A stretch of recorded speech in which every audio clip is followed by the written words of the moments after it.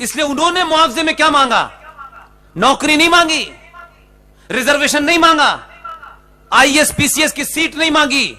हम उन्हें कितना भी जाहिल कहें, कितना भी अनपढ़ कहें, लेकिन 1000 साल की सोचते हैं वो, आप 1 घंटे की नहीं सोचते।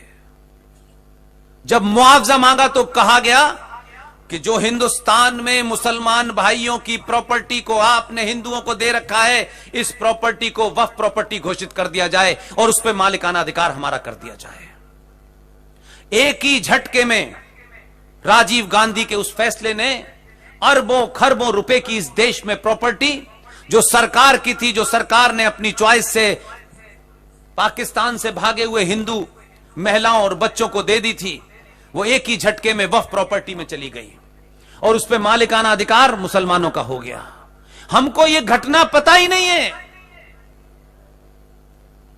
1995 आया, 95 में दोबारा से उन्होंने अपना हर्जाना मांगा और कहा कि हमारी मस्जिद को तुमने तोड़ दिया है, हमने बलवा नहीं किया है क्योंकि तुम हमारे पुराने साथी हो, क्योंकि सेंटर के अंदर कांग्रेस पार्टी की सरकार थी। उन्होंने हर्जाना नहीं मांगा, वो बेवकूफ नहीं है। यह बात अलग है कि सरकार में बैठे हुए लोगों ने एक अजीब तमाशा किया और यह आपको दिखाया ताकि आपको असली एजेंडा ना पता चले और आप इस कंफ्यूजन में रहें कि देखो, अरे भाई, मस्जिद गिरने के बाद देश में शांति है, कुछ लोगों ने थोड़ी बहुत छुटपुट हरकतें की, लेकिन हर्जाना क्या मांगा? अंदर कमरे में मांगा और वो हर्जाना आपने दे दिया और आपको पता ही नहीं चला, आप चुपचाप बैठे हुए हैं।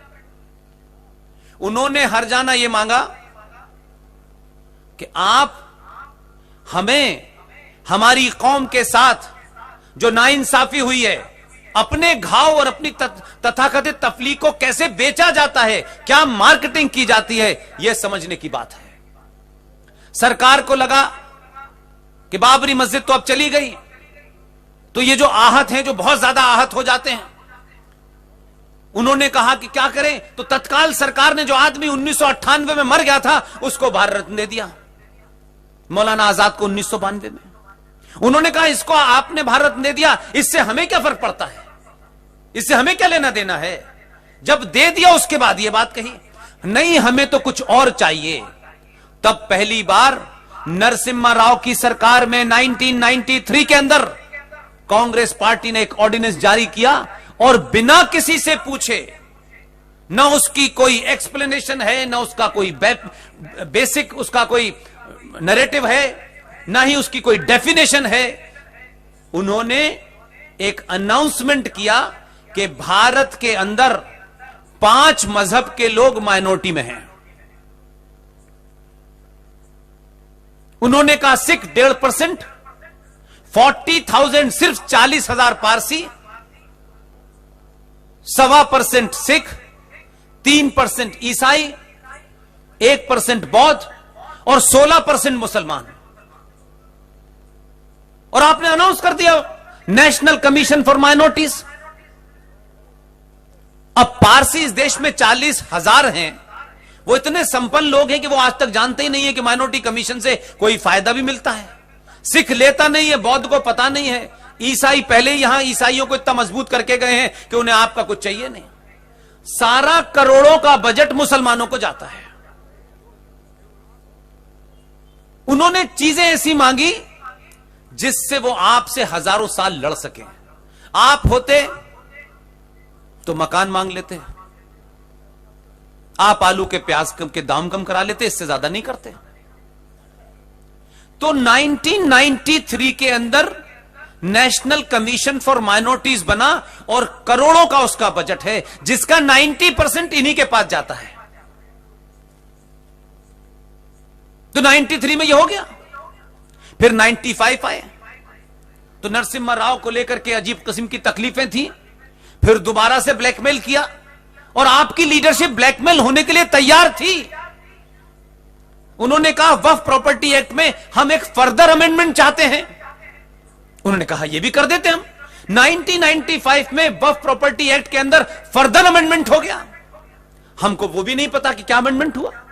हमको 85 का नहीं पता, 56 का नहीं पता और 1923 का तो पता नहीं है। और उसके बाद में 95 में सरकार चली गई।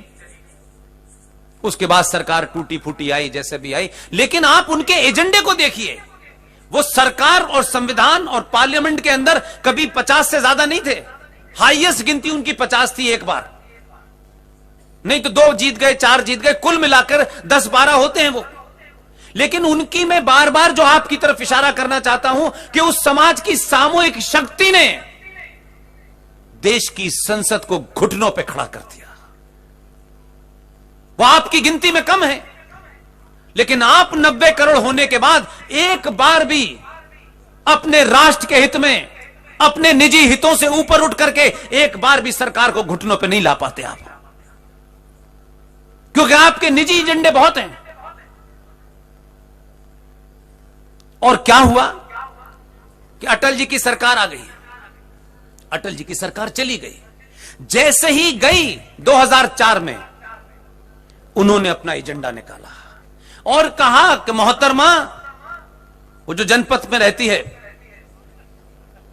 कि आपकी हार की वजह यह है कि मुसलमानों का आपसे यकीन हट गया था, हमारा तो आपके खानदान पे यकीन है। ये नरसिम्हा राव जैसा आदमी जो धोती के नीचे नेकर पहनता है, इसकी वजह से मस्जिद गिरी। अगर आप हमारा भरोसा जीतना चाहती हैं तो आप हमें ताकत दीजिए। आपको पता है क्या ताकत दी गई? नहीं पता आपको? 2004 में सरकार अटल जी की जाती है। 2005 में पाकिस्तान के पंजाब प्रांत के डिस्ट्रिक्ट चकवाल में पैदा होने वाला एक शख्स जो 1947 में भारत आया था, लाहौर शहर में पैदा होने वाला एक शख्स जो 1947 में बाहर आया था। 1905 में जब उनकी सरकार आई तो मोहतरमा ने कहा कि हम आपको आपका इनाम देंगे, और तत्काल प्रभाव से 2 घटनाएं घटी, देश सोता रहा।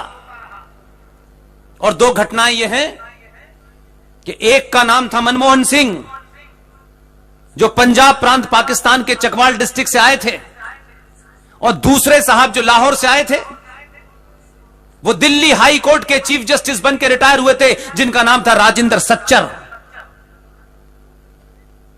दबाव में मुसलमानों के मोहतरमा ने उस प्रधानमंत्री से कहा कि मुसलमानों की माली हालत, इकोनॉमिक हालत बहुत खराब है, पढ़ाई में कोटा इनका कम है, बिजनेस में कोटा इनका कम है, इनको हमें मजबूत बनाना है। 2 काम हुए। मनमोहन सिंह ने राजेंद्र सच्चर को अपॉइंट किया कि आप पूरे देश में उन मुसलमानों की, बेचारों की, कमजोरों की, दीनहीनों की जो स्थिति है, जिन्होंने एक बार 21 लाख लोगों को मार के भारत का विभाजन कर दिया, जिन्होंने 19 जनवरी 1990 को भारत की धरती पर एक इस्लामिक राज बना हुआ था, उसकी सत्ता व्यवस्था ने मिलकर 2500 कश्मीरी हिंदू पंडितों की हत्या की और 5 लाख को अपनी जमीन छोड़ने पे मजबूर कर दिया। इन दीनहीन लोगों को हमको मदद करनी है। तो सच्चर कमेटी की रिपोर्ट बनी, तैयार हुआ, कमीशन बना, और 2006 में सच्चर कमीशन की रिपोर्ट रख दी गई। बता दिया गया कि ये तो सबसे नीचे हैं समाज में, इनकी स्थिति तो बहुत ही खराब है। आज 2021 है, पिछला फाइनेंस बिल आपकी पार्लियामेंट में चर्चा हो रही थी। 5,500 करोड़ का सच्चर कमेटी का बजट है, जो मुसलमानों को डीएम और एसएसपी बनाने के लिए दिया जाता है। 2006 में इमीडिएटली उनकी हालत इतनी खराब थी कि भारत के संविधान को रौंदते हुए उसको डस्टबिन में डाल दिया और कहा कि माइनॉरिटी मिनिस्ट्री भी जरूरी है, जो माइनॉरिटी के अधिकारों का ख्याल रखेगी। एक माइनॉरिटी मिनिस्ट्री भी बन गई। दिल्ली यही नहीं भरा अभी तक। सरकार चलानी थी तो उनको तो मालूम था कि ये 26 करोड़ हैं या 20 करोड़ हैं या 25 करोड़ हैं, इनकी सामूहिक शक्ति यह है कि ये हमारे साथ खड़े हो जाएंगे तो हमें सत्ता में ले आएंगे। ये 90 करोड़ लोग जो हैं, ये कभी ना एक हो सकते और ना हम इन्हें होने देंगे। इसलिए कभी आपके ऊपर दांव नहीं लगाया उन्होंने।